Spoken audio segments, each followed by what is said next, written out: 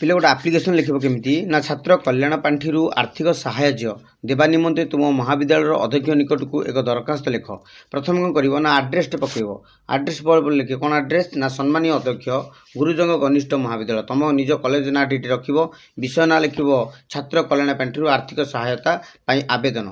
महाशय मु अमक आपण महाविद्यालय एकादश श्रेणी कलार अध्ययन करुँची। मु गत आधमिक परीक्षा 87% नंबर रखी प्रथम श्रेणी उत्तीर्ण होती।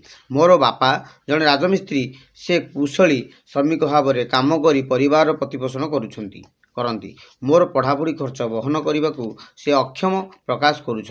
मामू घर साहाय्य नहीं मु ए वर्ष एकादश श्रेणी कलार नाम लिखाई। पुस्तक और खाता क्रिय करने मो पक्षर संभव हो पारना तेणु मु